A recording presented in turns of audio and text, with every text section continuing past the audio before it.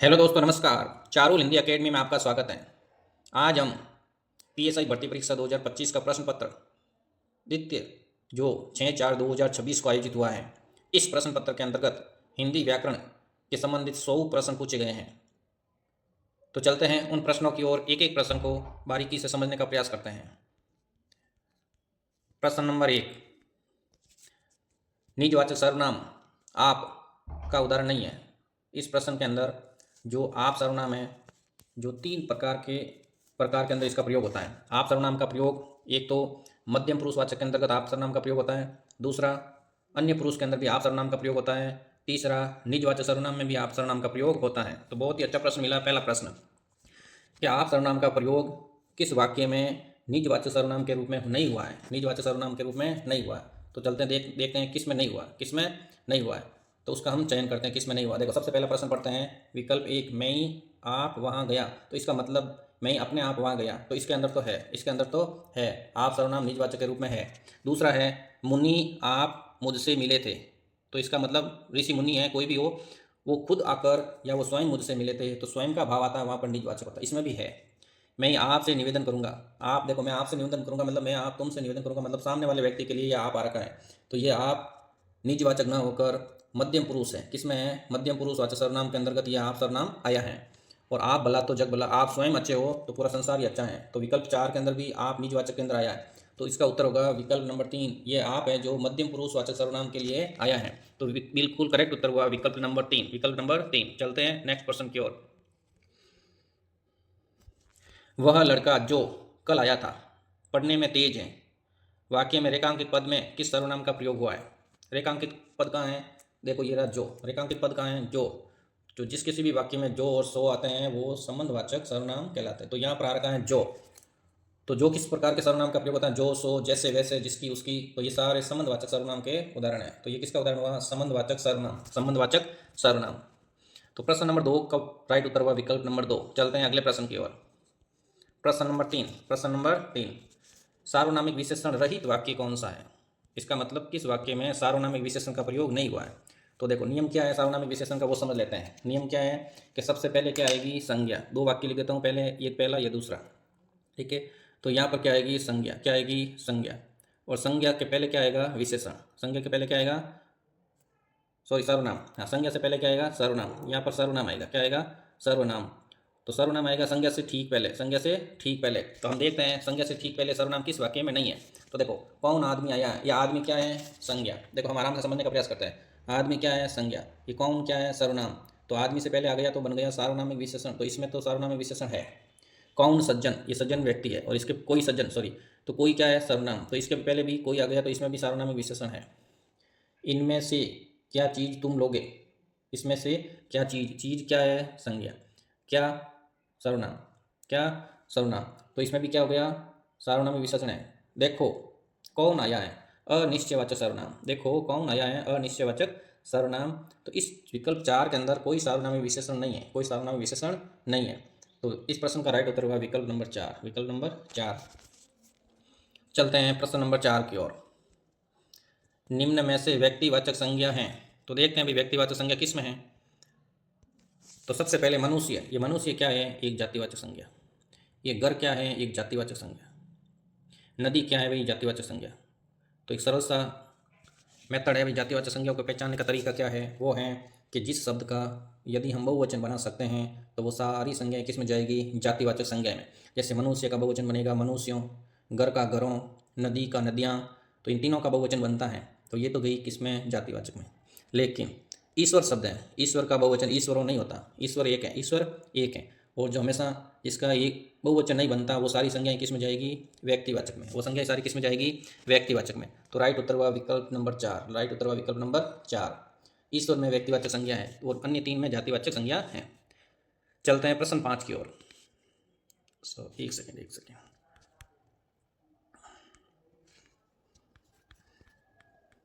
ये आ गया भाई प्रश्न नंबर 5। सकर्मक क्रिया के प्रयोग का उदाहरण है। बहुत अच्छा प्रश्न पूछा है भाई, कौन सा उदाहरण जिसमें सकर्मक क्रिया का प्रयोग हुआ है, तो समझने का प्रयास करते हैं। तो सबसे पहले मैं ही गया।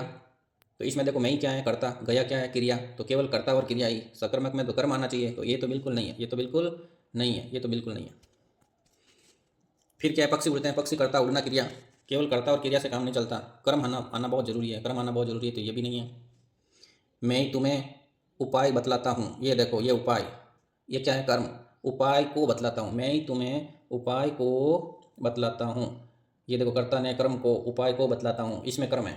आप मेरे मेरे मित्र ठहरे, आप मेरे मित्र ठहरे, तो इसमें कोई कर्म नहीं है, तो विकल्प नंबर 3 बिल्कुल सही उत्तर हुआ इस प्रश्न का। मैं ही तुम्हें उपाय बतलाता हूँ, इस प्रश्न का सही उत्तर हुआ मैं ही तुम्हें उपाय बतलाता हूँ, सकर्मक क्रिया का प्रयोग। चलते हैं प्रश्न नंबर 6 की ओर। बहुत ही अच्छा प्रश्न पूछा है प्रेरणार्थ क्रिया का, चले समझने का प्रयास करते हैं। प्रेरणार्थ क्रिया क्या है? सबसे पहले तो प्रेरणार्थ क्रिया कितनी होती है? दो। कितनी होती है? दो। प्रेरणार्थ क्रिया कितनी होती है? दो। एक सेकेंड, ये दो प्रेरणार्थक क्रिया, सबसे पहली प्रथम प्रेरणार्थक, दूसरी होती है द्वितीय प्रेरणार्थक, दूसरी होती है द्वितीय प्रेरणार्थक। एक सेकेंड, द्वितीय, दूसरी द्वितीय प्रेरणार्थक। तो सबसे पहले समझ लेंगे इसमें प्रेरणार्थक क्रिया कौन सी है। देखो, करना सामान्य क्रिया, करना क्या है? सामान्य क्रिया, ये नहीं है। चमकना भी सामान्य क्रिया, ये भी नहीं है। चरना भी सामान्य क्रिया, ये नहीं है। गलाना, देखो इन चारों विकल्पों को आराम से समझने का प्रयास करते हैं। सबसे पहले देखो, गलना, मूल क्रिया कौन सी है? गलना, गलना, मूल क्रिया हो गई गलना, ठीक है।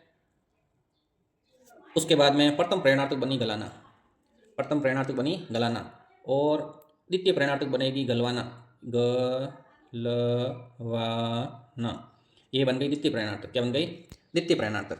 अब अन्य तीन विकल्प है, उसकी भी प्रेरणा क्या बनेगी, चलो देखो समझते हैं। एक मिनट, इसको सारे को हटा देता हूँ फिर से। अब देखो विकल्प दो को समझते हैं। पहली करना मूल क्रिया है, तो मूल क्रिया है तो इसको फर्स्ट प्रेरणार्थक बनाना है तो कराना, ये फर्स्ट प्रेरणार्थक बन गई। और द्वितीय प्रेरणार्थक बनाना है तो करवाना, करवाना, ये बन गई द्वितीय प्रेरणार्थक। इसके अनुसार चमकना, चमकाना द्वितीय, पहले प्रेरणार्थक है चमकाना, चमकाना, चमकाना, और द्वितीय बनाना है यदि इनकी तो चमकवाना, चमकवाना, चमकवाना, ये द्वितीय प्रेरणार्थक बन गई इसकी। इधर लिखा है चरना, तो चराना, गायों को चराना, चराना क्या हो गई? फर्स्ट प्रेरणार्थक। और सेकंड यदि इसको जानना चाहिए तो चरवाना, चरवाना। तो इस प्रश्न का सही उत्तर हुआ बिल्कुल गलाना प्रेरणार्थक है, वो भी कौन सी है? प्रथम प्रेरणार्थक। तो राइट उत्तर हुआ विकल्प नंबर 1, विकल्प नंबर 1। आशा करते हैं कि ये पूरा प्रश्न आसानी से समझ में आया होगा। चलते हैं प्रश्न नंबर 7 की ओर। एक और अच्छा प्रश्न देखने को मिला है, परिमाणवाचक क्रिया विशेषण है। इसमें देखो, परिमाणवाचक जब शब्द आ गया तो सबसे पहले दिमाग में आना चाहिए परिमाण मतलब माप तोल, परिमाण मतलब, एक सेकेंड, माप तोल क्या आएगा? माप तोल क्या आएगा?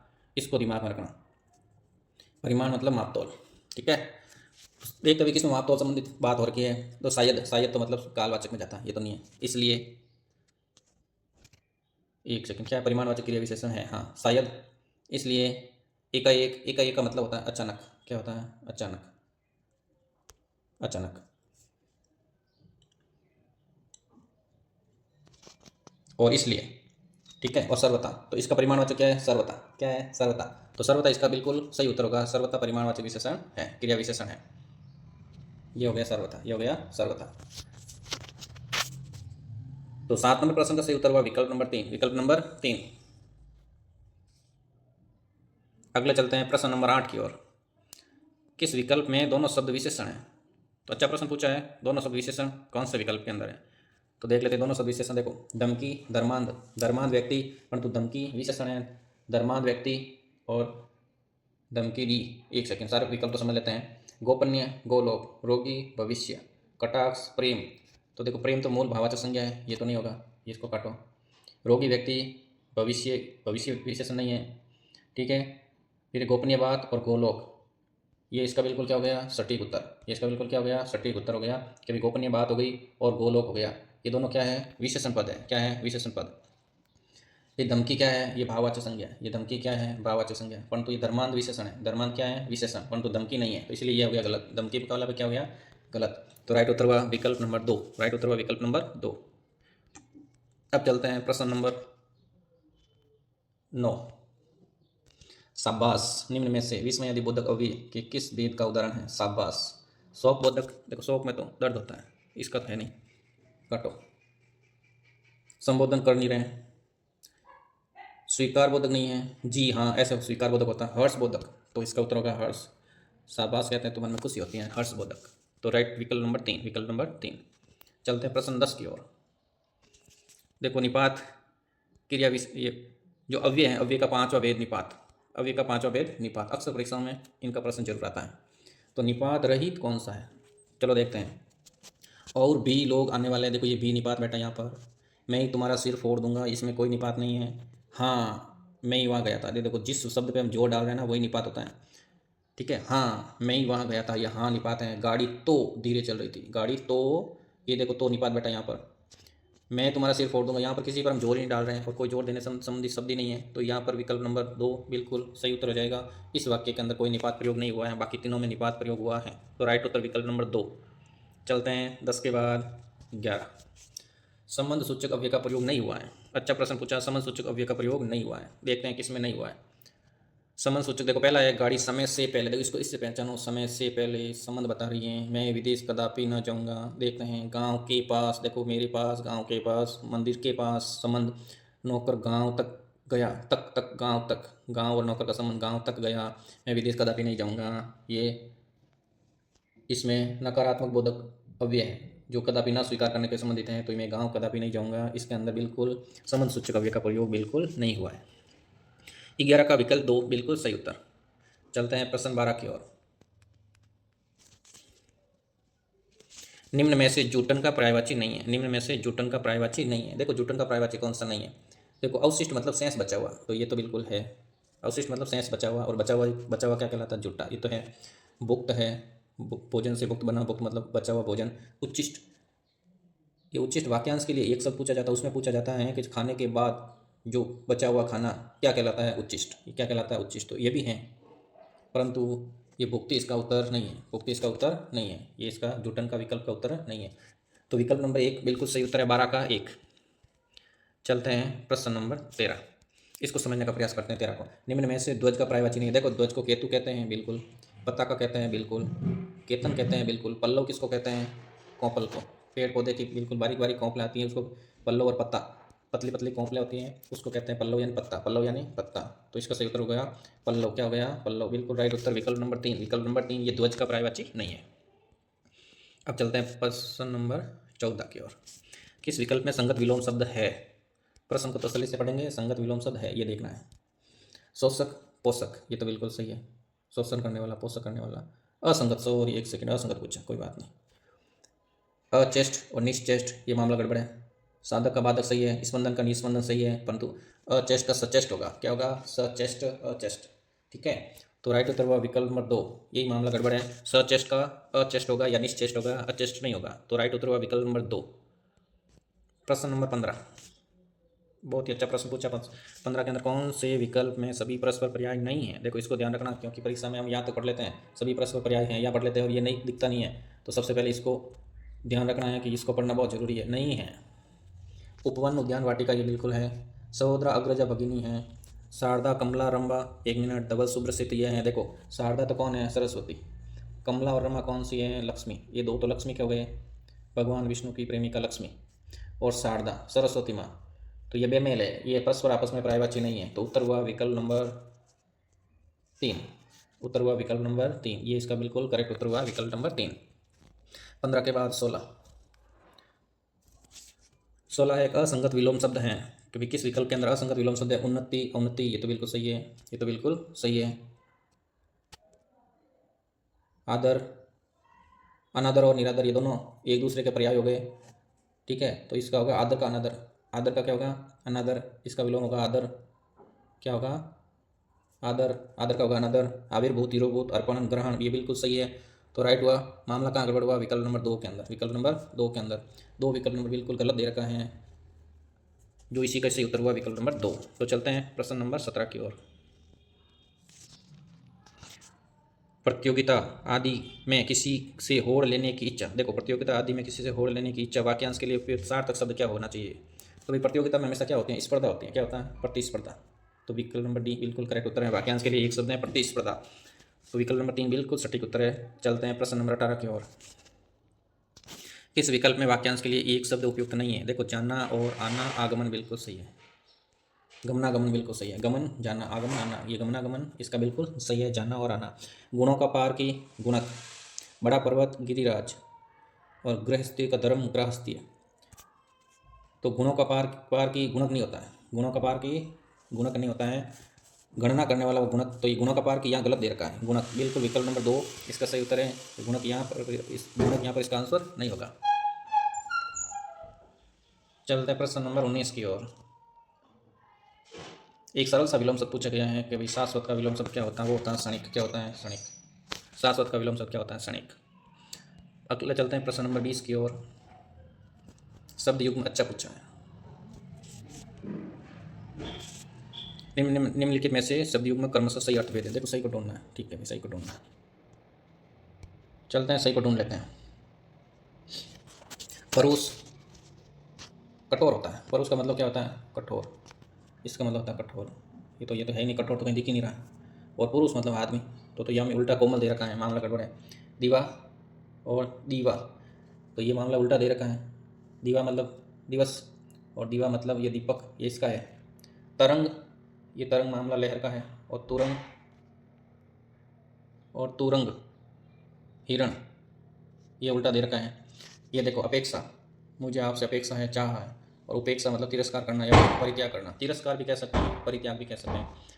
तो राइट उत्तर हुआ विकल्प नंबर 4। राइट उत्तर हुआ विकल्प नंबर 4, इसका सही उत्तर है सुमेलित, यही है विकल्प नंबर 4। चलते हैं प्रश्न नंबर 21।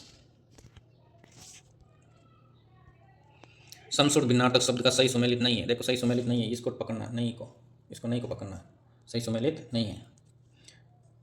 तो चलो देखो, अंत मतलब होता है समाप्ति, और अंति मतलब अंतिम।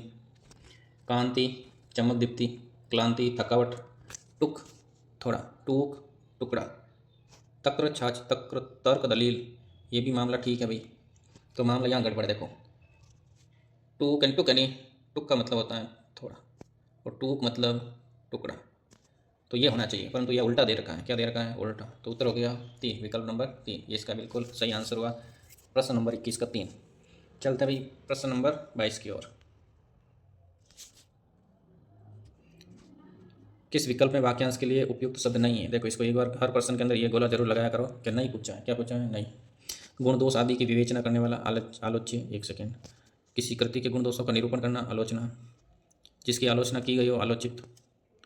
लिखने योग्य, आलेख्य, ये भी ठीक है। तो यह मामला गड़बड़ कहाँ है?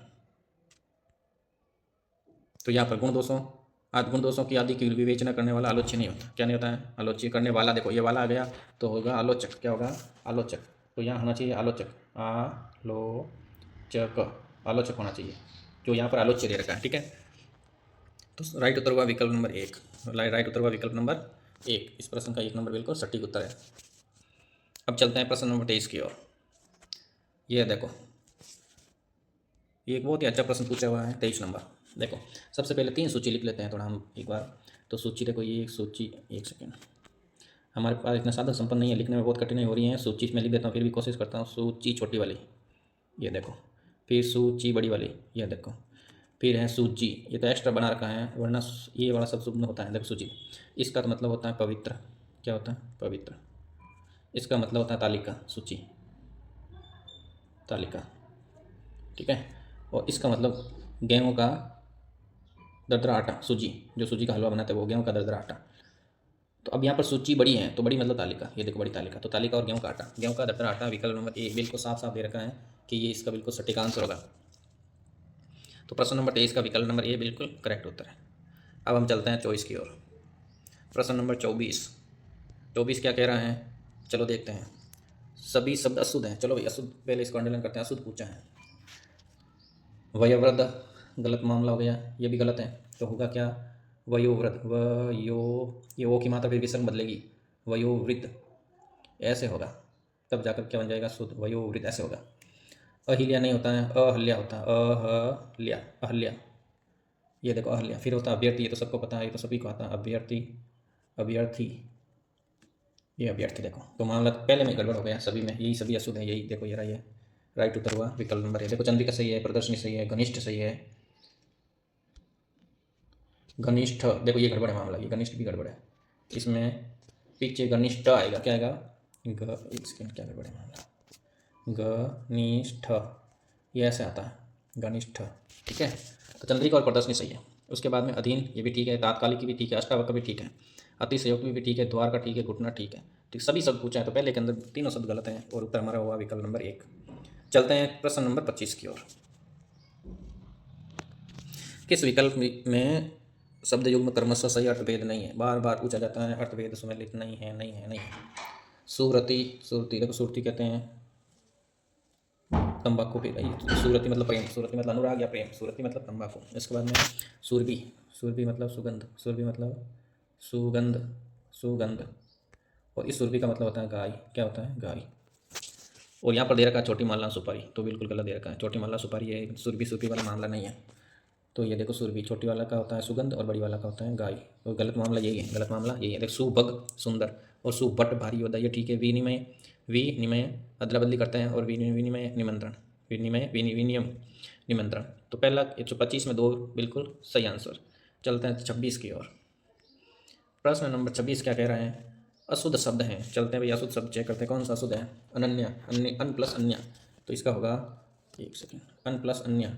तो क्या करते हैं, इसको हो जाएगा अन प्लस अन्य, अनन्य, ये तो सही है। अंतरात्मा, अंतः धनात्मा, अंतः धन आत्मा, तो ये भी तो ठीक है। फिर है दू विसर्ग आशय, चौथे का 4 नंबर का क्या होगा? दू विसर्ग आशय, ये भी मामला ठीक है। तो मामला ये गड़बड़ है, देखो इसका शुद्ध कैसे होगा वो भी चेक कर लेते हैं। तो देखो अनधिकृत, अनधिकृत, ये देखो क के अंदर इसी आएगा, ऐसे इसी की मात्रा अनधिकृत। फिर इसका हो जाएगा अन प्लस अधिकृत, एक सेकेंड। तो अनधिकृत कैसे हुआ? अन, एक सेकेंड, ये हो गया अन अधिकृत, अधिकृत ऐसे होता है, अधिकृत, अनधिकृत। तो विकल्प नंबर 2 बिल्कुल गलत लिखा हुआ है और हमारा उत्तर भी यही हो गया। अशुद्ध शब्द कौन सा हुआ? विकल्प नंबर 2। अब चलते हैं 27 की ओर। शुद्ध शब्द हैं। 27 में क्या पूछा? शुद्ध शब्द है, कौन सा शुद्ध शब्द हुआ भाई वो चेक कर लेते हैं। रणनीति, तो रणनीति में कैसे बनेगा? रण प्लस नीति, रण, और नी में नी बड़ा और ती में ती छोटा, रणनीति, ये रणनीति, ये गड़बड़ है, पहला गलत हो गया। तीर्थाटन, तीर्थ प्लस अटन, तीर्थ प्लस अटन, ठीक है, ये राइट है। पुनः प्राप्ति, ये रहा ऊपर वाला न पढ़ने आएगा और पाप रहेगा पुनः प्राप्ति, ये देखो पुनर्प्राप्ति, ऐसे आएगा पुनर्प्राप्ति। स्वैच्छिक में एक प्रत्यय लगा तो स्वैच्छिक ऐसे, स्वे, और ऐच्छिक, स्वैच्छिक, ये ऐसे होगा स्वैच्छिक। तो यहाँ पर भी मामला गड़बड़ है, तो सही कहाँ हुआ? विकल्प नंबर 2, तीर्थ प्लस अटन, तीर्थाटन। चलते हैं 27 के बाद 28। अशुद्ध शब्द है। अशुद्ध शब्द कौन सा है? देखो सृष्टा, ठीक है, सृष्टा क्या है? ठीक है। सृष्टि, ये सृष्टि को तो हम ऐसे लिखते हैं सृष्टि, और सृष्टा को ऐसे लिखते हैं, ठीक है। सिंदूर बिल्कुल सही है। परिप्रेक्ष्य, ठीक है। नूपुर, यहाँ पर मामला गड़बड़ है, उत्तर हुआ नूपुर। शुद्ध कैसे लिखेंगे? देखो नू हमेशा कैसा आएगा? बड़ा, फिर इसके पू क्या आएगा? छोटा, और ये हो गया शुद्ध नूपुर, क्या हो गया? नूपुर। यहाँ पर दोनों ऊ छोटा दे रखा है और यही हो गया हमारा आंसर। चलते हैं 29 की ओर। अशुद्ध शब्द है, ये शुद्ध अशुद्ध वाला मामला बहुत गड़बड़ है। देखो अशुद्ध पूछा, आध्यात्मिक, मामला यही गड़बड़ हो गया। आध्यात्मिक होता है, क्या होता है? आध्यात्मिक, आध्यात्मिक, आध्यात्मिक क्या होगा? आध्यात्मिक, एक सेकंड, आध्यात्मिक, आध्यात्मिक। तो यह अ नहीं आएगा, यहाँ पर आ आएगा, क्या आएगा? आ। तो उत्तर हुआ विकल्प नंबर 1। देखो अनुगृहित बिल्कुल सही है। ललित में यह प्रत्यय लग गया तो लालित्य बन गया, ये भी सही है। कैलाश, ये सही है। और कोई व्यक्ति में ये ससर्जम लिख रहा पीछे, वो लिख सकता है अपनी नाम के अंदर, वो लिख सकता है, परंतु अशुद्ध शब्द शुद्धि के अंदर कैलाश यही शुद्ध माना जाएगा, सड़क वाला। चलते हैं 30 की ओर। सभी शब्द शुद्ध हैं, देखते हैं भाई कौन से सभी शब्द शुद्ध हैं इसके अंदर। देखो अनधिक, अन प्लस अधिक, और त्योहार, ये देखो गड़बड़ हो गया, एक ही मात्रा आती है त्योहार में, त्योहार में एक ही आती है त्योहार, ठीक है। धाराशाही और उत्तरदायी, ठीक है, ये देखो ये धाराशाही, ये उत्तरदायी गड़बड़ है। न्यौछावर, ठीक है। औपनिवेशिक गड़बड़ है, ये गड़बड़ है, औपनिवेशिक, 2 मात्रा आएगी, ओ पर कैसे आएगी? 2। एक प्रत्यय लग गया इसलिए ओ नहीं होगा, औ होगा। फेंकना और मंजूसा बिल्कुल सही है, इसमें कहीं गलती नहीं दिखाई दे रही है। फेंकना और मंजूसा ये बिल्कुल सही है। विकल्प नंबर 4 बिल्कुल करेक्ट उत्तर। चलते हैं अगले प्रश्न की ओर। प्रश्न नंबर 31। प्रश्न नंबर 31, किस विकल्प में अशुद्ध शब्द है? चलो भाई अशुद्ध शब्द का ट्राई कर लेते हैं। कौन सा अशुद्ध शब्द है? देखो, सुदित, दुष्यंत, तंत्रिक और नैसर्गिक। देखो तंत्रिक नहीं होता है, देखो मामला गड़बड़ यहाँ हो रखा है। तांत्रिक होगा। क्या होगा? तांत्रिक। कैसे होगा? तंत्र में इक लग गया, ये था तंत्र, और प्रत्यय लग गया इक, तो त का बन जाएगा ता, अनुस्वार लग गया, और ये त्रि और ये का तांत्रिक। तो ये बिल्कुल सरल प्रश्न पूछा भैया। अशुद्ध शब्द कौन सा है? कोई भी ढूंढ लेगा। ये ऊपर सुदित है, सुधा में एक प्रत्यय लग गया, सुदित हो गया। दुष्यंत बिल्कुल सही है। नैसर्गिक जिसको हम प्राकृतिक कहते हैं वो उसी का प्राय हो गया, और इसका विलोम होगा कृत्रिम। क्या होगा? कृत्रिम। तो 31 का 4 बिल्कुल करेक्ट। चलते हैं 32 की ओर। एक अच्छा प्रश्न पूछा है, कौन से वाक्य में अधिकरण कारक के परसर्ग पर का प्रयोग नहीं हुआ? देखो इसका प्रयोग नहीं हुआ, अधिकरण कारक के पर है, इसका प्रयोग नहीं हुआ। वह अपने पुरखों की चाल पर चलता है। ये देखो पर बिल्कुल सही है, पुरखों के अनुसार चलता है। बात पर जोर, बात पर बात तो निकलती ही है, पर बात पर बात। तुम्हारे कौन से सुरखाब के पर लगे? पर मतलब देखो, ये पर मतलब पंख होता है, इसका मतलब क्या होता है? पंख। तो यहाँ पर का मतलब कारक चिन्ह नहीं है, ये पर का मतलब पंख। ये शब्द युग में भी पूछा जाता है। पर और पर का सही अर्थ भेद है। पर मतलब लेकिन, और पर मतलब पंख। ठीक है। गाड़ी 9:45 पर, ये भी पर है देखो, उस समय पर आएगी। तो उत्तर हुआ विकल्प नंबर ये 3। तुम्हारे कौन से सुर का आपके पर लगे हुए? पर लगे हुए मतलब पंख लगे हुए हैं, तो उत्तर नंबर 3 बिल्कुल सही उत्तर है। अब चलते हैं 33 की ओर। कर्ता कारक ने प्रसर्ग के अनुपयुक्त प्रयोग वाला वाक्य है। देखो ने प्रसर्ग युक्त का गलत प्रयोग कहाँ हुआ है? विकल्प 1 हम देख लेते हैं। लड़के ने चिट्ठी लिखी, ने प्रसर्ग है। राम ने छीका, मैंने नौकर को बुलाया, उसने यही बात कही, उसने यही बात कही थी। तो ये उसने नहीं आएगा, यहाँ पर गड़बड़ मामला। तो उसे, यहाँ पर क्या आएगा? उससे, उसे यही बात कहनी थी, उसे यही बात कहनी थी। तो यहाँ पर 3 में तो नए प्रसर्ग है और यहाँ पर नहीं है। ठीक है। और यहाँ पर देखो तीसरा महीने में नए प्रसर्ग है, तो विकल्प नंबर 4 बिल्कुल सही आंसर। इस प्रश्न का सही आंसर हुआ विकल्प नंबर 4। तो विकल्प नंबर 4। उसने यही बात कही थी, ये बिल्कुल गलत है, और हमारा उत्तर भी यही है, हमारा उत्तर भी यही है। अब चलते हैं प्रश्न नंबर 34 की ओर। शुद्ध शब्द है, कौन सा शब्द है? शुद्ध शब्द है। देखो द्रव्यभूत, दूतावास, द्रव्यमान और दुराग्रह। तो दूतावास में दूत और दूत प्लस आवास, दू बड़ा आएगा। दूतावास, दूतावास, दूत प्लस आवास।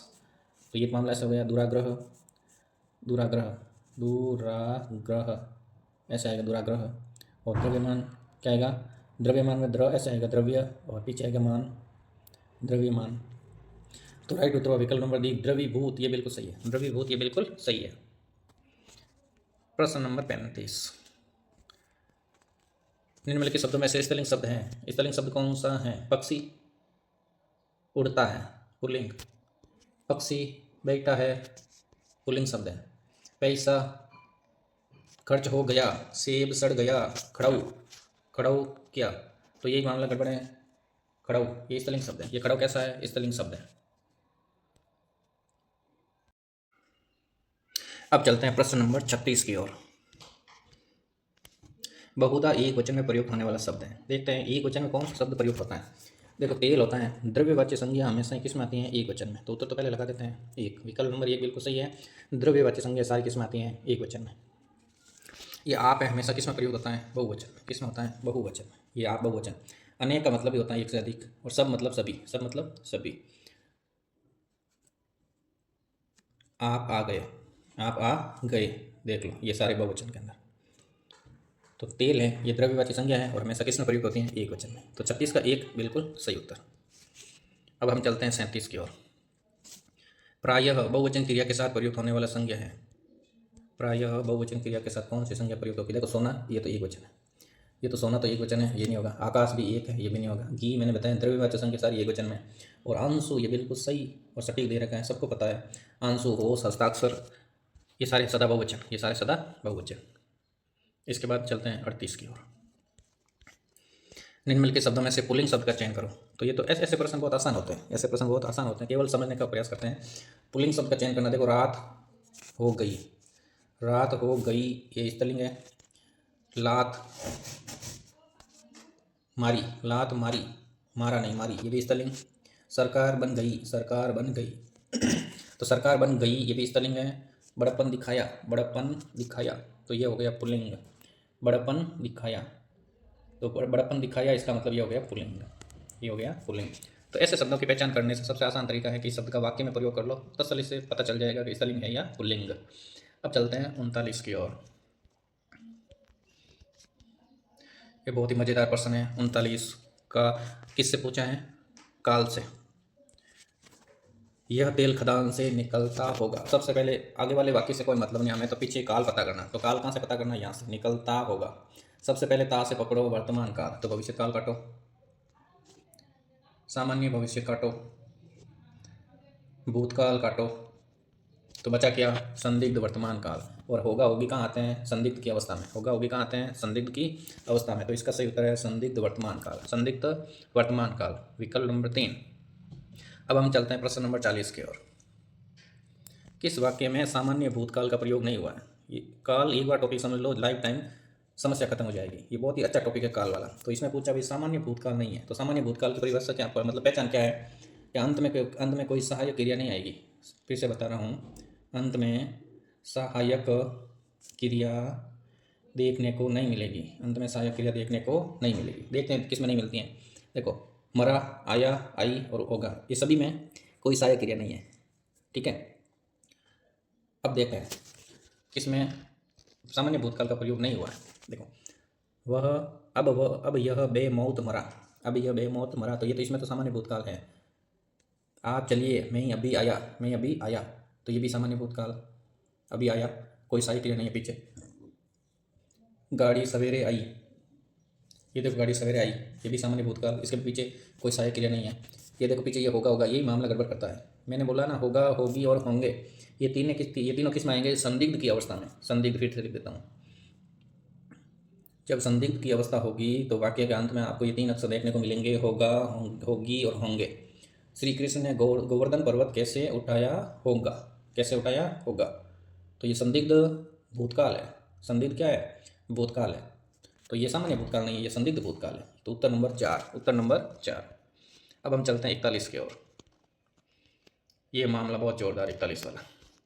किस विकल्प में रेखांकित पद और उसके समक्ष लिखे पुरुष का प्रकार असंगत है? यह मामला देखो असंगत है। ये देखो असंगत पूछा है। क्या पूछा है? असंगत है। पता करते भाई कहाँ गड़बड़ है मामला। यह थैली मुझे मिली, मुझे मतलब मेरे को, उत्तम पुरुष, बिल्कुल सही है। हम वनवासियों ने ऐसे भूषण आगे कभी न देखे हैं। भूषण मतलब आभूषण। हम वनवासियों ने ऐसे आभूषण कभी आगे कभी न देखे थे। हम मतलब खुद, और ये भी उत्तम पुरुष, ये भी मामला ठीक है। पर्वतयान, तू अपने काम से असावधानी मत करियो, तू मतलब मध्यम पुरुष। ठीक है भाई, तू मध्यम पुरुष, तू, तुम, तुम्हारा, तुम्हें, आप, ये सारे मध्यम पुरुष। यही तो हम भी कहते हैं। देखो, हम खुद के लिए आता है, हम उत्तम पुरुष। ये अन्य पुरुष नहीं है भाई। अन्य पुरुष तो होगा उसने, उसकी, उसका, वह, यह होता है अन्य पुरुष में। तो हम तो होगा उत्तम, उत्तम पुरुष। कौन सा पुरुष? उत्तम पुरुष। तो उत्तर कौन सा हुआ? विकल्प नंबर 4। ये इसका बिल्कुल सही उत्तर है, विकल्प नंबर 4। प्रश्न नंबर 42। ये पक्ष, एक व्याकरण का टॉपिक है, पक्ष और वृत्ति, उसके संबंधित 2 प्रश्न पूछे जाते हैं PSI के अंदर। तो देखो, वह विद्यालय जा चुका था, तो पूरा हो गया काम, मामला पूरा हो गया। नित्यता बोधक, नदी बह रही है, तो ये नित्यता बोधक हो गया। सातत्य बोधक, अभी भी काम पूरा हुआ। आवर्ती बोधक बार बार पुनरावृत्ति होती हैं, सतत काम होता है। और पूर्णकालिक पक्ष पूरा हो गया। काम क्या हो गया? पूरा। पूर्णकालिक पक्ष, काम पूरा हो गया, वह विद्यालय जा चुका था, तो पूरा हो गया, तो हो गया पूर्णकालिक पक्ष, विकल्प नंबर 4। अब हम चलते हैं 43 की ओर। वाच्य के बहुत मजेदार प्रश्न आते हैं। निम्नलिखित में से किस विकल्प में कर्मवाची नहीं है? देखो, ये मामला गड़बड़ कर रहा है यहाँ पर। नहीं है, क्या कर रहा है? नहीं है। चलो देखो क्या पूछा, कर्मवाची नहीं है। कलाकार द्वारा, ये द्वारा मामला आता ना, वहाँ तो आंख बंद करके पता करो कि कर्मवाची। कलाकार के द्वारा मूर्ति गढ़ी जाती है, कर्मवाची। यह काम मुझसे नहीं होगा, या ये काम मेरे द्वारा नहीं होगा, ये भी है। पुस्तक खरीदी जाती है, यहाँ पर कर्ता उड़ा दिया, क्रम से स्टार्ट कर दिया वाक्य। पुस्तक क्या है? कर्म, तो कर्म से शुरू कर दिया, खरीदी जाती हैं, दोनों सारी क्रिया और क्रिया मिलाकर हो गया। तो आगे हम वाक्य को जोड़कर पूरा करेंगे कि भाई राम के द्वारा पुस्तक खरीदी जाती हैं, राम के द्वारा, तो के द्वारा, तो मामला यही सेट हो गया। ये भी इसके अंदर कर्मवाच्य हैं। राम से कैसे बेटा जाएगा, ये देखो ये मामला गड़बड़ है यहाँ पर। ये भाववाची, ये क्या है, ये भाववाची, राम से कैसे बेटा जाएगा, ये भाववाची का उदाहरण हो गया। तो तीनों में कर्म है। बता दो कर्म कौन कौन से हैं। देखो ये रहा कर्म मूर्ति, एक सेकेंड, ये मूर्ति कर्म क्या है भाई बाबा, ये मूर्ति कर्म, काम कर्म, पुस्तक कर्म, और ये इसमें कोई कर्म नहीं, इसमें कोई कर्म नहीं। तो हम ऐसे कर्म से भी पहचान कर सकते हैं कि किस में कर्म है या किस में नहीं है। अब हो गया 44, 45 के बाद 44, आज्ञार्थक वृत्ति का उदाहरण है। देखो इस वृत्ति के अंदर आज्ञा किस में दे रखी है, पहले में संभव है वह आया हो, इसमें तो आज्ञा है ही नहीं। तुम वहाँ न जाना, तुम वहाँ न जाना, इसमें भी आज्ञा दे रखी है कि तुम वहाँ मत जाना। हो सकता है कि कहीं वर्षा हो, हुई हो, यदि मेरा भैया होता तो तुम ऐसे न होते, यहाँ पर भी आज्ञा नहीं है, यहाँ पर भी आज्ञा नहीं। तो आज्ञा यहाँ दे रखी है तुम वहाँ न जाना, तुम वहाँ न जाना, ये क्या है, आदेश या आज्ञा। तो विकल्प नंबर 2 बिल्कुल सही। अब हम चलते हैं भाई वाक्य के आधार पर, बहुत तगड़े प्रश्न पूछे हुए हैं। 45, वहाँ मत खेलो, भाई मना कर रखा है वहाँ मत खेलो, तो क्या है, विधिवाचक नहीं है, विधिवाचक नहीं है। क्या यहाँ पर इच्छा बता रखा है, नहीं है। आज्ञा है कि वहाँ मत खेलो, आज्ञा दे रखी है वहाँ मत खेलो, ये आज्ञावाचक, ये आज्ञावाचक इसका उत्तर।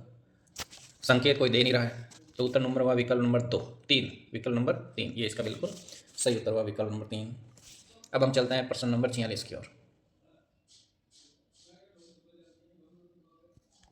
ये 46, किसी वाक्य में उद्देश्य के विषय में जो विधान किया जाता है उसे सूचित करने वाले शब्दों को क्या कहते हैं। ये सीधी सीधी परिभाषा है भाई विधेय की, ये सीधी सीधी परिभाषा किसकी है, विधेय की। उद्देश्य और विधेय से प्रश्न आ रखा है विधेय की।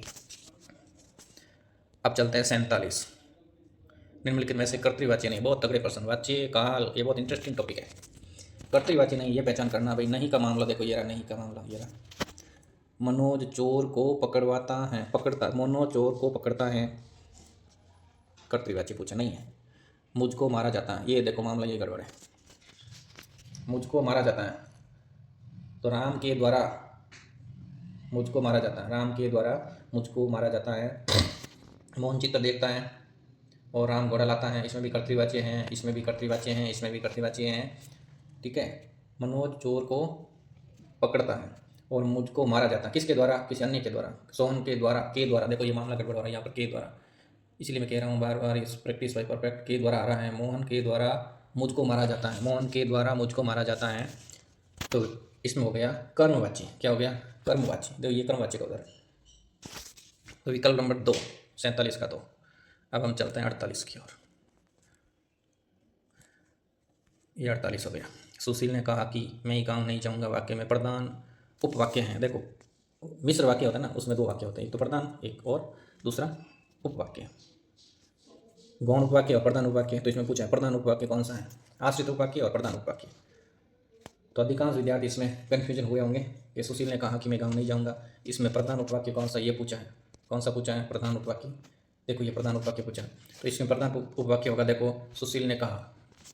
अब ये प्रधान क्यों होगा वो सुनो, देखो ये किससे जुड़ा हुआ है, की से, और की किसका उदाहरण होता है, संज्ञा आश्रित उपवाक्य का। किसका होता है, संज्ञा आश्रित उपवाक्य का उदाहरण होता है। की से जुड़ा हुआ संपूर्ण उपवाक्य किसका होता है, संज्ञा आश्रित उपवाक्य का। इसीलिए संज्ञा आश्रित उपवाक्य के अंदर की से जो पहले वाला होता है, ये वाला मामला कौन सा, ये वाला, यहाँ तक का, ये होता है प्रधान, और यहाँ से यहाँ तक होता है आश्रित, यहाँ से यहाँ तक होता है आश्रित। तो इसीलिए इस प्रश्न का उत्तर हुआ विकल्प नंबर ए, विकल्प नंबर ए, सुशील ने कहा, यह है प्रधान उपवाक्य।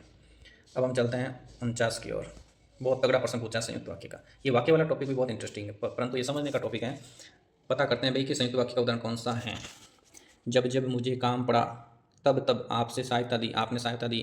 तो ये जब जब और तब तब का मामला मिश्र वाक्य में होता है, ये तो गड़बड़ हो गया, ये तो गड़बड़ हो गया। जब तब और तब तब का मामला होता है मिश्र वाक्य में। जहाँ अभी समुद्र हैं वहाँ, जहाँ वहाँ का मामला भी मिश्र वाक्य में होता है। वे लोग भी वहीं से आए, वे लोग भी वहीं से आए जहाँ से आर्य लोग आए थे। देखो जहाँ वहाँ, ये मामला भी मिश्र वाक्य का। अब बच्चा बेचारा ये 4 नंबर विकल्प। पता कैसे करेंगे भाई संयुक्त वाक्य का। पेड़ के जीवन का आधार केवल वर्षा ही नहीं, वरन, ये देखो वरन, लेकिन, परंतु, किंतु, अथवा, या फिर, तो, ये देखो यहाँ बेटा मामला, ये वरन, वरन कई और पदार्थ भी हैं। वरन मतलब 2 वाक्यों को जोड़ रहा है, ये 2 वाक्यों को जोड़ रहा है, 2 सरल वाक्यों को जोड़ रहा है। वरन, लेकिन, परंतु, अथवा, ये सारे 2 वाक्यों को जोड़ने का काम करता है। यही संयुक्त वाक्य का उदाहरण है, यही संयुक्त वाक्य का उदाहरण है। बहुत अच्छा प्रश्न पूछा है, विकल्प नंबर 4, विकल्प नंबर 4। अब हम चलते हैं 50 की ओर। ये दमदार प्रश्न हो रहा है भाई मिश्र वाक्य का। मिश्र वाक्य नहीं है, देखो मिश्र वाक्य नहीं पूछा। ठीक है, देखते हैं मिश्र वाक्य किसमें नहीं है। मैंने बताया ना भाई, ये दूसरे पर आश्रित होते हैं और जुड़े हुए होते हैं, वो किस में होते हैं? मिश्र वाक्य में। अभी पता लगा लेंगे भाई, कोई और ऑब्वियस से जुड़ा हुआ तो नहीं है।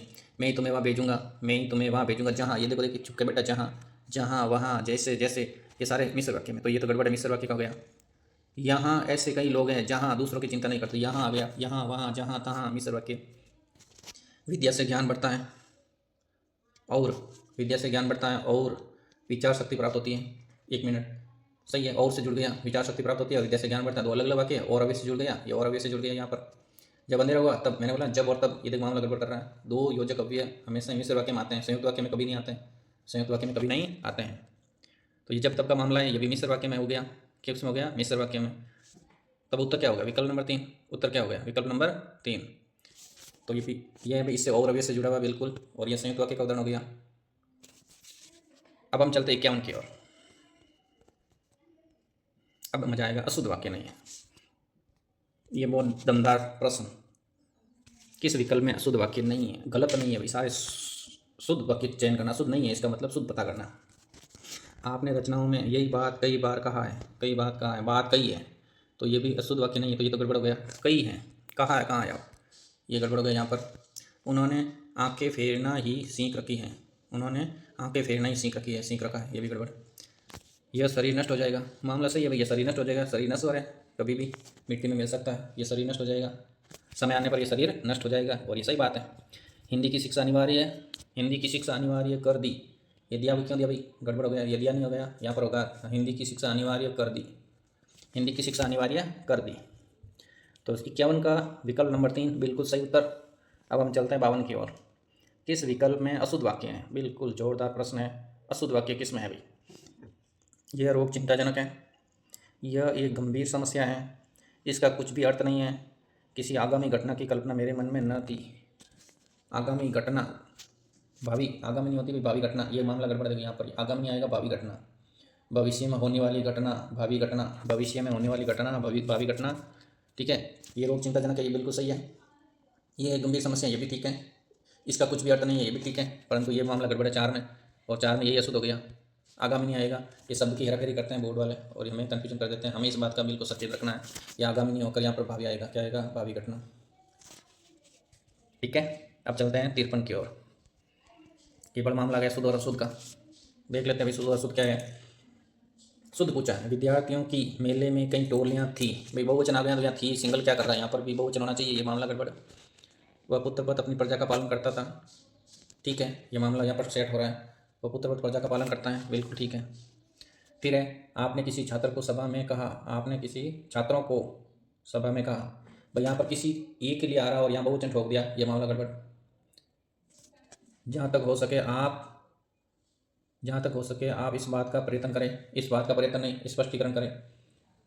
यह प्रयत्न गड़बड़ हो गया, तो इसका 2 नंबर विकल्प बिल्कुल सही है। वह पुत्रवत अपनी प्रजा का पालन करता था। अब चलते 54 की ओर।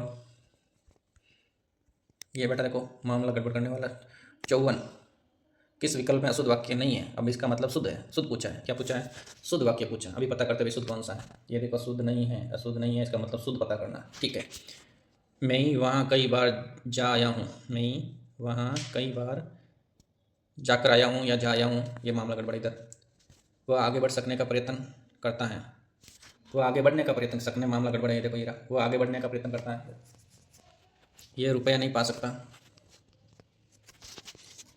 यह रुपया नहीं पा पाया, ये भी पा पाया गड़बड़ है।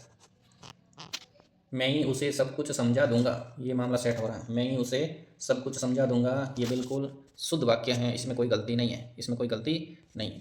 अब हम चलते हैं 55 की ओर। किस विकल्प में अशुद्ध वाक्य है? फिर अशुद्ध और शुद्ध का मामला गया। अशुद्ध वाक्य पूछा, चलो ठीक है, अशुद्ध वाक्य पूछा। देश के प्रति प्रेम न होने से वह टुकड़ों में बट जाएगा, देश के प्रति प्रेम न होने से वह टुकड़ों में बट जाएगा। ठीक है, गाड़ी के नीचे दबने से लड़के की मृत्यु हो गई, गाड़ी के नीचे दबने से लड़की की मृत्यु हो गई। ठीक है, आंसू गैस छोड़कर उपद्रवी पकड़े गए, सब चिंता दूर होने से मन शांत हो गया, सब चिंता दूर होने से मन शांत हो गया। अब देखो, आंसू गैस छोड़कर उपद्रवी पकड़े गए, गाड़ी के नीचे दबने से लड़के की मृत्यु हो गई।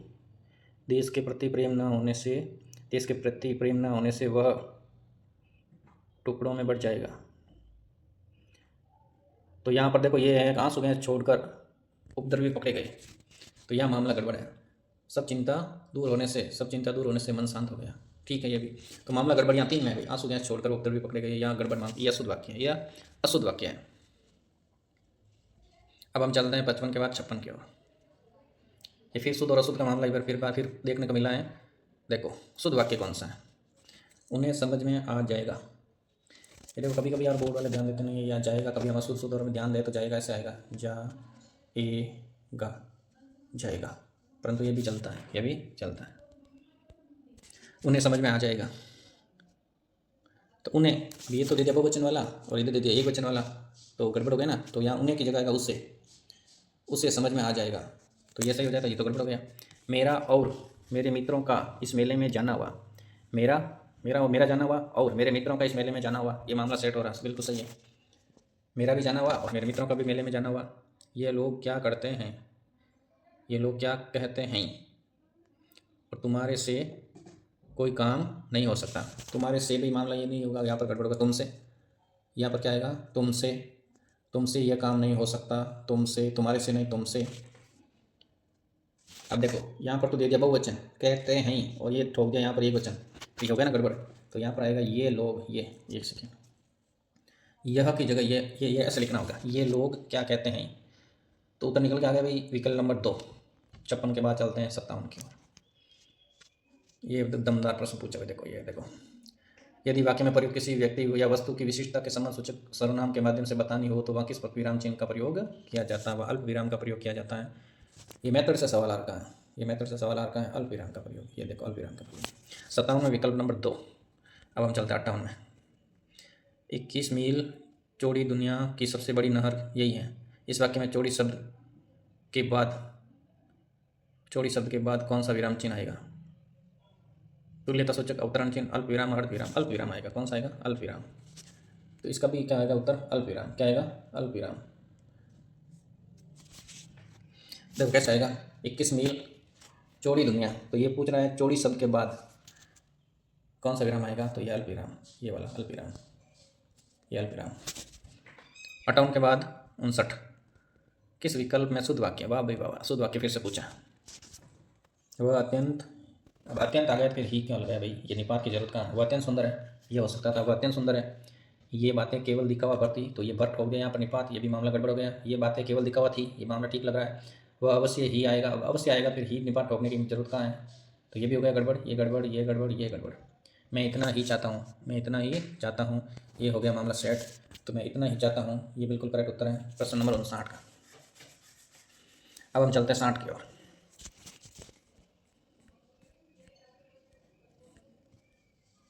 60 एक बहुत ही विस्तृत प्रश्न पूछा हुआ। 60 के अंदर देखो ये रहा, ये 60 विराम चिन्हों के प्रयोग के संबंध में असंगत कथन चुनना भी। प्रश्नवाचक चिन्ह प्रश्नवाचक वाक्य के अंत में लगाया जाता है, ठीक है। प्रश्न चिन्ह ऐसे वाक्यों के अंत में नहीं लगाया जाता जहाँ प्रश्न की आज्ञा के रूप में, वो बिल्कुल ठीक है। जिन वाक्यों में प्रश्नवाचक शब्दों का अर्थ संबंधवाचक शब्दों का सा होता है उसमें भी प्रश्नवाचक नहीं लगाया जाता, ठीक है। वाक्य के अंत में प्रश्न अथवा आश्चर्य का चिन्ह आने पर पूर्ण विराम लगाया जाता है, ये गड़बड़ है। जब आश्चर्य की बात आई तो फिर पूर्ण विराम क्यों लगाएंगे भाई, विस्मयादिबोधक सूचक शब्द आएगा, वहाँ पर कौन सा आएगा, ये वाला आएगा, विस्मयादि ये सूचक शब्द आएगा, तो वहाँ पूर्ण विराम क्यों लगाएंगे। तो प्रश्न ये विकल्प नंबर 4 बिल्कुल सही उत्तर हो गया इस प्रश्न का। अब हम चलते हैं 60 के बाद 61। ये 61 देखो ये रहा, कौन सा विकल्प विराम चिन्ह की दृष्टि से दोष रहित है, इसका मतलब शुद्ध है। कृपया ये बात बताने का कष्ट करें कि हम क्या पढ़ें, देखो ये मामला इधर सेट नहीं हो रहा, देखो ये रहा, इसको यहाँ तक देते हैं। देखो क्या पढ़ें, ये विस्मयादिबोधक शब्द लगे, ये गड़बड़। इस पर प्रश्नवाचक शब्द लगे, ये प्रश्नवाचक है ही नहीं, ये प्रश्नवाचक है ही नहीं, ये वाक्य प्रश्नवाचक नहीं है, तो ये भी गड़बड़ है। क्या पढ़ें, ये भी गड़बड़ है। कृपया ये बताने का कष्ट करिए कि हम क्या पढ़ें, ये फिर भी प्रश्नवाचक विस्मयादिबोधक शब्द ठोक दिया, ये भी गड़बड़ है। कृपया ये बताने का कष्ट करिए कि हम क्या पढ़ें, पूर्ण विराम लगा हुआ, ये बिल्कुल सही है। कृपया ये बताने का कष्ट करिए कि हम क्या पढ़ें, कहीं आज्ञा नहीं दे रही है, स्वीकृति पूछ रहे हैं, इसमें स्वीकृति पूछ रहे हैं, तो इसमें बिल्कुल पूर्ण विराम आएगा, विकल्प नंबर 4 करेक्ट आंसर। अब हम चलते हैं 61 के बाद 62। अब थोड़ा सा चयन मिला कुछ बड़े प्रश्नों से। निम्नलिखित में से मुहावरे का भावार्थ गलत है, ये भाव गलत भी गलत लिख रखा है, बता दूं मैं, गलत भी गलत लिख रखा है, ये गलत है ना, ये वाला मामला इधर, एक सेकेंड, ये देखो, ये कोई ध्यान नहीं देता इन बारीकियों को, तो गलत कैसे लिखते हैं। ये से नुक्ता आएगा यहाँ पर, क्या आएगा, नुक्ता। ये छोटी छोटी गलतियाँ अभी सुधरी नहीं है, काफ़ी वर्ष हो गए हिंदी को चलते हुए। ये गलत शुद्ध है और ये गलत अशुद्ध है। चलो, इतनी माइनर मिस्टेक चलती है। तो चलते हैं भाई प्रश्न की ओर। मुहावरा गलत होना, कान में तेल डालना, कान दर्द होने पर तेल ठीक से भरना। मामला गड़बड़ तो यही हो रहा है, मामला गड़बड़ तो यही हो रहा है। कान में तेल डालना मतलब किसी बात पर कोई ध्यान नहीं देना, किसी बात पर कोई ध्यान न देना। कान खड़े होना, होशियार होना, कान पर जू न रेंगना, ध्यान न देना, और कान भरना, पीठ पीछे शिकायत करना। बिल्कुल सही है, विकल्प नंबर ये बिल्कुल करेक्ट। 62 के बाद 63, 63 का क्या उत्तर होगा। मुहावरे का निकटतम अर्थ है नकेल हाथ में होना, वश में करना। घोड़े, ऊँट की नकेल होती हैं, घोड़े की होती हैं, वो मालिक के वश में होता है, मालिक के वश में होता है। बिल्कुल सरल पूछा है। अब चलते हैं 64 की ओर। किस वाक्य में विराम चिन्ह का असंगत प्रयोग हुआ है। पानी बरसा, हवा चली, ओले गिरे, ठीक है। सूर्य अस्त हुआ, आकाश लाल हुआ और जंगल धीरे धीरे अंधेरा फैलने लगा, ठीक है। लड़के ने कहा मैं अभी आता हूँ, ठीक है। लड़के ने कहा, ये मामला गड़बड़। देखो, विराम चिन्ह संबंधी अशुद्ध माइनर मिस्टेक होती है। लड़के ने कहा, ये अल्प विराम है, ये कहा के बाद आएगा यहाँ पर। ये अल्प विराम कहा के यहाँ आएगा, मैं के बाद नहीं आता है। लड़के ने कहा मैं अभी आता हूँ। प्रतीक एक हिंदी दैनिक पत्र, ये ठीक है मामला, ये सेट नहीं हो रहा है, ये माइनर मिस्टेक दे दी इन्होंने, ठीक है। विकल्प 3 बिल्कुल सही उत्तर। अब चलते हैं 64 के बाद 65।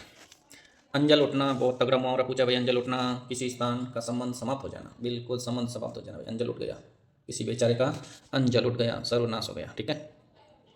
एक सेकंड, एक सेकंड, मामला कहाँ गड़बड़ हो गया। कितने 15 पर आ गए, चलते हैं वापस।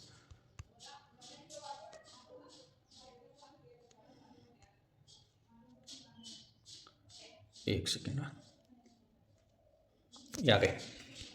66, था लेना, चोरी करना, लूट लेना, खरीद लेना, किसी का भेद खोलना। था करना मतलब किसी बात का पता करना, किसी बात का पता करना या किसी का भेद लेना, ये है था लेना, निकटतम अर्थ। 66 का 4। अब हम चलते हैं 67, 67।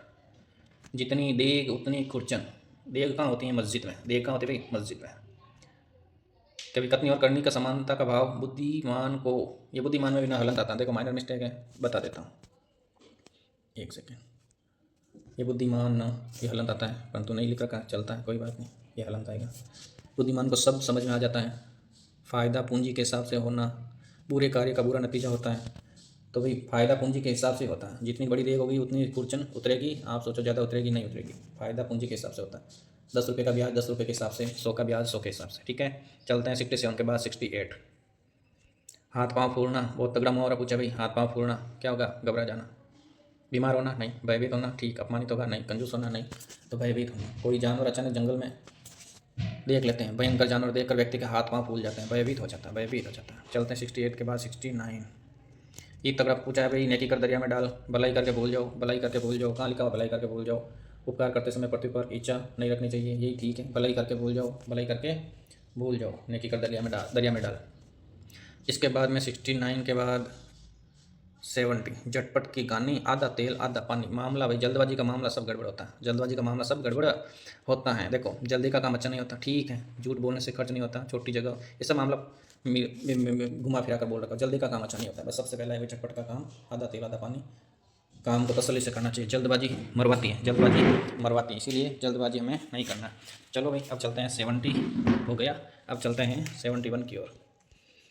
हाथी के पाँव में सबका पाँव, बड़े लोगों के साथ छोटों की निभ जाती हैं। कहाँ लिखा हुआ बड़े लोगों के साथ छोटों की निभ जाती है। ये देखो, विकल्प नंबर 3 इंतजार कर रहा है। बड़ों के साथ छोटों की गुजर हो जाती है। 72। अब भाई इंग्लिश का सारा आएगा, ठीक है। विटनेस क्या हुआ भाई, विटनेस। तो विटनेस का क्या होगा, बताइए विटनेस का क्या होगा। तो विटनेस का होगा साक्षी। क्या होगा, साक्षी। रियलाइज, तो रियलाइज का क्या होगा। रियलाइज के लिए पारिभाषिक शब्द नहीं है। देखो, ये मामला यहाँ पर बोल्ड करेगा आपको, नहीं है। फिर हम परीक्षा के अंदर देखेंगे रियलाइज का अर्थ क्या है, और ये पूछ रहा है नहीं है। ये देखो, जो इस बात पर बहुत कम ध्यान देते हैं, तो इसका नाम उगाना नहीं है। देखो, एहसास करना है, वसूल करना है, अनुभव करना होता है, परंतु उगाना नहीं होता। ये गड़बड़ मामला। देखो यहाँ पर उगाना, इसका आंसर सही है। 73 क्या है, 74 पे आ गए। रिज्यूडरी क्या है, रिज्यूडरी, रिज्यूडरी का इंग्लिश क्या होगा भाई, अवशिष्ट। क्या होगा, अवशिष्ट। ये बेटा अवशिष्ट, अवशिष्ट। अब हम चलते हैं 75 की ओर। कल की दवा पीठ की पूजा, लोकोक्ति का निकटतम अर्थ है कल की दवा पीठ की पूजा। बेकार आदमी को खुराफात सूझती है, कहना कुछ और करना कुछ और। दुआ दवा का काम करती है, दुष्ट व्यक्ति पीटने से ही ठीक करते हैं। ये देखो, तगड़ा मुहावरा पूछा है। दुष्ट व्यक्ति को सीधी सीधी बातें समझाओ समझ में नहीं आती है, उसको तो पीटने से ही वो सीधे होते हैं, वो तो पीटने से ही सीधे होते हैं। खल का मतलब होता है दुष्ट, देखो यहाँ से पकड़ लो आप। खल का मतलब क्या होता है? दुष्ट, दुष्ट का पर्यायवाची खल, खल दुष्ट का पर्यायवाची। खल की दवा, यदि खल की दुष्ट की दवा करनी होती है तो उसको क्या करो? पूजा करो, पीठ के पीछे क्या करो? पूजा। पूजा मतलब मरम्मत, पूजा मतलब मरम्मत करो उसकी, ठीक हो जाएगा वो। ठीक है, 75 का हो गया 4। अब हम चलते हैं भाई 76, किस पर चलते हैं? 76 से लॉफुल क्या है? लॉफुल, लॉफुल का क्या होगा देख लेते हैं। लॉफुल का क्या होता है? वाद, न्यायालय, कानून की व्यवस्था और विधि सम्मत। तो विकल्प नंबर 4 विधि सम्मत क्या होगा? विधि सम्मत। लॉफुल मतलब विधि सम्मत, लॉ का मतलब होता है विधि, ठीक है। लॉ मतलब विधि, न्याय, तो ये 4 नंबर सही है। उसके बाद 67, ये है कौन कर, क्या है कौन कर? 77 कौन कर का हिंदी अर्थ पूछा भाई। कौन कर क्या होता है? समापन होना, असहमति, असहज और सहमत होना। तो कौन कौन का मतलब होता है सहमत होना। क्या होना है? सहमत होना। ये बिल्कुल विकल्प नंबर 4। अब हम चलते हैं 78 की ओर। किसकी ओर चलते हैं? 74 की ओर, 78 की ओर। 78 है प्रश्न। कॉन्पैक्ट्स क्या है? कॉन्पैक्ट्स का पारिभाषिक शब्द है, तो इसका क्या होगा? कॉन्पैक्ट्स का समेकन क्या होगा? समेकन। ये इसका बिल्कुल सटीक उत्तर है, समेकन। अब हम चलते हैं 79 की ओर। किसकी ओर? 79 की ओर। प्लीड क्या है? प्लीड, प्लीड का पारिभाषिक शब्द क्या है? प्लीड का पारिभाषिक शब्द क्या है? तो इसका पारिभाषिक शब्द हिंदी अर्थ होगा पैरवी करना। क्या करना? पैरवी करना। प्लीड, पैरवी करना। 79 के बाद 78, ये 78 देखो। निम्नलिखित में से अंग्रेजी शब्द का संगत पारिभाषिक शब्द है। संगत किसका है देखो, तो संगत पूछा है। क्या पूछा है? संगत, ठीक है। तो संगत इसमें देखो पारिभाषिक नंबर 1 पुनः स्थापन, रीस्टेटमेंट, पुनः स्थापन, ठीक है। सुसंगत, अस्वीकृति, विनियामक, रेजुलाइज, विनियामक। तो भाई संगत कौन सा हुआ? रीस्टेटमेंट, पुनः स्थापन, ये संगत है इसका। ये क्या है? संगत है इसका। तो सही उत्तर हुआ विकल्प नंबर 1। 80 का 1, 81 का सही सुमेलित नहीं है। देखो सही सुमेलित नहीं है, तो सबसे पहले गजेटेड। तो गजेटेड किसको कहते हैं? राजपत्र अधिकारी को कहते हैं, गजेटेड ऑफिसर। गजेटेड ऑफिसर, राजपत्रिक, राजपत्रिक होता है। तो इस राजपत्र का हिंदी अर्थ होता है गजट। क्या होता है? गजट। केवल गजट आएगा ना, गजट, गजट, उसका होता है राजपत्र, गजट, तो उसका होता है राजपत्र। और यहाँ पर दे रखा है गजट, गजटेड। गजटेड शब्द ही फिर गड़बड़ हो गया राजपत्र के लिए, तो यही अशुद्ध पूछा है और यही उत्तर हो गया, यही उत्तर हो गया। अब हम चलते हैं 82 की ओर। अब अबेटमेंट क्या है? अबेटमेंट, तो अबेटमेंट का हिंदी अर्थ क्या होगा? 72, 72। अबेटमेंट, अबेटमेंट का मतलब होता है दुष्प्रेरण। क्या होता है? दुष्प्रेरण। विकल्प नंबर 1, विकल्प नंबर 1 दुष्प्रेरण। अब हम चलते हैं 82 के बाद 83। अब थोड़ी आई संधि, सांस के अंदर संतुष्टि। बिल्कुल फटाफट संधि को समझ लेते हैं। बिल्कुल आसान प्रश्न पूछे गए हैं, परंतु माइनर मिस्टेक पूछेंगे भाई। वाक प्लस मय, वांग में बिल्कुल सही, बिल्कुल सही वांग में। सप्त प्लस ऋषि, सप्तर्षि, बिल्कुल सही। ये मामला गड़बड़ कर दिया। यहाँ पर होगा एक एक, दो मात्रा आएगी। वृद्धि संधि का उदाहरण होगा एक एक, दो मात्रा कर दो, सो सही हो जाएगा। और अभी प्लस आगत अभ्यागत, विकल्प नंबर 3 बिल्कुल करेक्ट, बिल्कुल करेक्ट। त्रुटिपूर्ण यही है, त्रुटिपूर्ण यही है। 83 के बाद 84। निम्नलिखित में से सही संधि विच्छेद नहीं है। देखो सही संधि विच्छेद कहीं कहाँ पर नहीं दे रखा है, बिल्कुल माइनर मिस्टेक होगी यहाँ पर। देखो किम प्लस नर, किन्नर, बिल्कुल सही। परी प्लस इक्सा, ये देखो माइनर मिस्टेक यहाँ पर बोल्ड किया आपको। यहाँ परी छोटा आएगा, क्या आएगा? परी छोटा आएगा। अनु प्लस छेद व्यंजन संधि, इसमें देखो ये दीर्घ संधि, ये व्यंजन संधि। और अमृत प्लस ईस, ये गुण संधि। अमृतेश, अमृत प्लस ईस, अमृतेश, गुण संधि। तो हो गया ना मामला गड़बड़ यहाँ पर 2 में। कहाँ हो गया? 2 में। बोर्ड यही करता है कि आपका एकाग्रचित कितने हो, कितना बारीकी किस चीज़ को ध्यान में रखते हो। इसीलिए विकल्प नंबर 2 बिल्कुल सही उत्तर हो गया। 84 की बात, 84 के बाद 85, 85। कौन से विकल्प संधि गलत, गलत संधि विच्छेद है? पकड़ लेते हैं माइनर मिस्टेक को। वेदोक्त, वेद प्लस उक्त, बिल्कुल सही। वेद प्लस उक्त बिल्कुल सही। वेदोक्त, गुण संधि। यथा प्लस इष्ट, यथेष्ट, ये देखो मामला गड़बड़ कर दिया यहाँ पर बड़ी ईट होकर। इष्ट में ई छोटा, यथेष्ट, ये देखो इष्ट। वर्षा प्लस अंश, वर्षांत सही है। महा प्लस उदय, गुण संधि सही है। ये दीर्घ संधि सही है और ये गुण संधि सही है। ये देखो मैंने बोला माइनर मिस्टेक करते हैं, कहीं पर भी वर्तन इधर उधर करके आपको बेवकूफ़ बना देते हैं। देखो यथा प्लस इष्ट, ई छोटा होगा। और यही तो हमारा आंसर हो गया। यही गड़बड़ है, यही गड़बड़ है। ई छोटा आएगा, क्या आएगा? ई छोटा आएगा। 86 संधि गलत, संधि से निर्मित गलत है। देखते अभी गलत, माइनर मिस्टेक फिर से पकड़ लेते हैं इनकी। ईश्वर प्लस इच्छा, ईश्वर इच्छा, और ये ठीक है। ईश्वर की इच्छा, ईश्वर इच्छा, ठीक है। जीवा प्लस अग्र, जीवाग्र, ठीक है। तमस छादन, तमस छादन, ये गड़बड़ हो गया। देखो महा प्लस, ये भी गड़बड़ है थोड़ा सा, इसको भी ये गड़बड़ दे रखा है, परंतु इसको बोर्ड नहीं मानेगा। तमस छादन होगा, ठीक है। तमस छादन, आच्छादन, तमस, ये हलंत होना चाहिए, परंतु दीर्घ संधि कर लिया। तमस हलंत होता है। तमस ऐसा होता है हलंत, परंतु ये गड़बड़ मामला कैसे कर दिया पता नहीं बोर्ड ने। परंतु उसका उत्तर माना जाएगा ये महा प्लस ओजस्वी और बनेगा महा औजस्वी। ये ओ है ना, यहाँ पर आएगा औ, क्या आएगा औ। वृद्धि संधि का उदाहरण होगा महा प्लस औजस्वी, ठीक है, औजस्वी। तो उत्तर नंबर हो गया 4, परंतु ये मामला 3 में भी गड़बड़ है, ये भी डिलीट हो सकता है, परंतु उत्तर से माना जाएगा 4। 86 के बाद 87, ये बेटा 87 अविभाव समास का उदाहरण है। अविभाव समास का उदाहरण है निडर, ये देखो निडर। बाकी तीनों तत्पुरुष समास के उदाहरण है। किस शब्द में दो उपसर्ग प्रयुक्त हुए हैं? सम प्लस आ प्लस 4, सम प्लस आ प्लस 4। देखो सम, क्या मामला गड़बड़ है? सम एक तो ये रहा, दूसरा आ प्लस 4 समाचार, दो उपसर्ग हो गए। उत्तर यही बेटा, समाचार में दो उपसर्ग है। बाकी में देखो उन एक सर्ग एक है, अब अ उपसर्ग है इसमें, इसमें उन है और इसमें सम है। तीनों में एक एक है, बाकी में दो में चार दो है। अब हम चलते हैं 89 की ओर। कुछ 1% और बचे हुए हैं, समझने का प्रयास करते हैं, धैर्य बनाए रखें।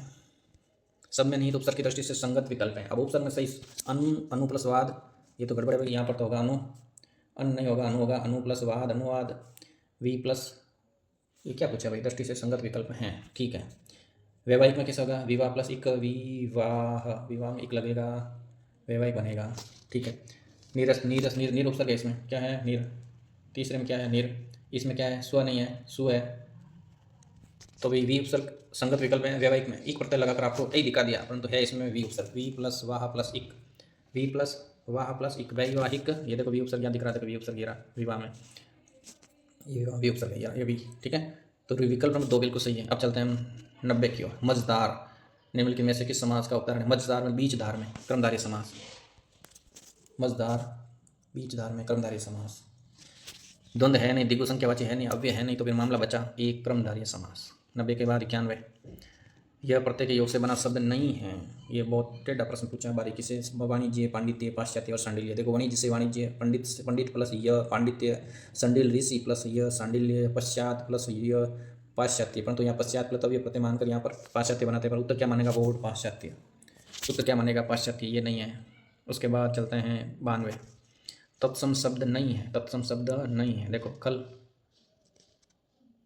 वत्स, काल और थाप, ये थाप शब्द है, ये तत्सम नहीं है, ठीक है, ये तत्सम नहीं है, ये तद्भव है। इसके बाद में सभी तत्सम है, सभी शब्द तत्सम है। देखो सूर्य, चंपा, सुगंध, हींग, हीरक, छादन, संधि, सोना, सोना तद्भव आ गया। देखो इधर तद्भव, ये तो इधर ये तद्भव, ये तद्भव, और ये सूर्य तद्भव, सूरज, सूर्य का सूरज हो गया, तत्सम हो गया। और हरित और छादन, ये हो गया दोनों तत्सम, ये हो गया दोनों तत्सम। तो उत्तर हो गया 3, उत्तर हो गया 3। 94 में अगिन, अगिन देखो, अगिन अर्ध तत्सम, क्या है? अर्ध तत्सम। तो हुआ कैसे वो समझ लेते हैं। देखो सबसे पहला अग्नि क्या है भाई? तत्सम। अग्नि, अग्नि हो गया तत्सम, और अगिन हो गया अर्ध तत्सम, और आग हो गया तद्भव। ये इनकी यात्रा हो गई, आग हो गया तद्भव। तो उत्तर तो हो गया अर्ध तत्सम अगिन। अब हम चलते हैं, इष्ट प्रत्यय नहीं है, इष्ट प्रत्यय से योग से बना हुआ शब्द नहीं है। 95, श्रेष्ठ, स्वादिष्ट, ज्येष्ठ, लब्ध, प्रतिष्ठ। देखो इसमें तो दिख रहा है इष्ट, इष्ट, इसमें भी इष्ट दिख रहा है, इसमें भी इष्ट दिख रहा है, ठीक है, और इसमें भी ज्येष्ठ। तो श्रेष्ठ में नहीं है, श्रेष्ठ में इष्ट प्रत्यय नहीं है। उत्तर माना जाएगा विकल्प नंबर 1, श्रेष्ठ में इष्ट प्रत्यय नहीं है, ठीक है। अब है 96, निम्न में से तद्भव शब्द नहीं है। देखो भाई तद्भव कहाँ नहीं है? तत्सम कहाँ दिख रहा है? बैल तद्भव है, मछली तद्भव, मत्स्य, बिजली तद्भव, गुण, इसका होगा गुण, गुण है। तद्भव क्या बनेगा? गुण, गुण ना हो जाएगा, न का ना हो जाएगा, तो यह हो गया हमारा तद्भव नहीं है, ये तत्सम है। ये क्या है? तत्सम। अब चलते हैं 96 के बाद 97, निम्न में से देश शब्द कौन सा? देश, देखो भाई आम भाषा में कौन सा शब्द बोला जाता है? डंडा, पेटी और डंक और पेटा। ये पेटा देखो, आगरे का पेटा, ये देखो देश शब्द है पेटा। अब है 98, विदेश शब्द नहीं है। देखो विदेश शब्द कौन सा नहीं है? देखो पुदीना विदेशज, चुकंदर विदेशज, अमीर विदेशज, ठीक है। और राख, रक्षा, रक्षा का क्या बनेगा? राख। ये रक्षक तत्सम और रक्षा राख बन जाएगा तद्भव। तो ये हो गया भाई उत्तर हमारा विकल्प नंबर 4। ये विदेशी शब्द नहीं है। अब दो प्रश्न और बचे हुए हैं। भाववाचक संज्ञा गर्मी शब्द निर्मित किससे हुआ? भाई गर्मी से, गर्मी क्या है? भाववाचक। अरे भाई गर्मी क्या है? भाववाचक। देखो भाई थोड़ी सी एक स्पेशल बात बताता हूँ। अब नया जमाना हुआ, धीरे धीरे हिंदी व्याकरण के अंदर सुधार हो रहा है। पुराना गर्मी कैसे चलता था? गर्मी क्या है भाई? ऐसे चलता था गर्मी, और ये अब धीरे धीरे ये देखो पूरा होकर ये गर्मी ऐसे होने लग गई। और ये तद्भव है, ये क्या है, तद्भव, ये तद्भव हो गया। और ये तत्सम। अब हिंदी में किस प्रकार के शब्दों का प्रयोग होता है, तद्भव, इसीलिए गर्मी ऐसा लिखना शुरू कर दो, ये गर्मी सही है। अब ये गर्मी शब्द क्या है, भाववाचक संज्ञा। अब किससे बना है, गर्म से, ये गर्म से, ये है तत्सम, फिर गर्म होगा, गरम, ये तद्भव, ठीक है। तो गर्म क्या है, विशेषण, बिल्कुल सरल सा प्रश्न पूछा, गर्म क्या है, विशेषण। तो ये विशेषण से बनी हुई भाववाचक संज्ञा है, ये विशेषण से बनी हुई भाववाचक संज्ञा है। अंतिम प्रश्न है भाई, तद्भव शब्द कौन सा है, निम्नलिखित शब्दों में से तद्भव शब्द कौन सा है, तद्भव पूछा। प्रिय, पिया, प्रिय मतलब क्या होता है, पिया। चौपाई, चतुष्पाई, कटोरा, गोर। तो तद्भव कौन सा है, तद्भव कौन सा है, चतुष्पाई, चौपाई, प्रिय, इसका तो होगा पिया, इसका क्या होगा, पिया। प्रिय तत्सम है, कटोरा देशज हो गया, गोर चौपाई, ये देखो चतुष्पाई क्या होते हैं, चौपाई, चतुष्पाई, चौपाई, चतुष्पाई, चौपाई। तो तद्भव शब्द कौन सा हुआ, चौपाई, ये तद्भव देखो, ये चौपाई। तो इसी प्रकार से हमने 1 से लगाकर 100 तक इस पीएसआई भर्ती परीक्षा का पेपर था, इसको हमने आसानी से समझने का प्रयास किया। आप भी इसको समझे होंगे और इसी प्रकार के प्रश्न हमें और परीक्षा होने वाली है उसी में हमें देखने को मिलेगा।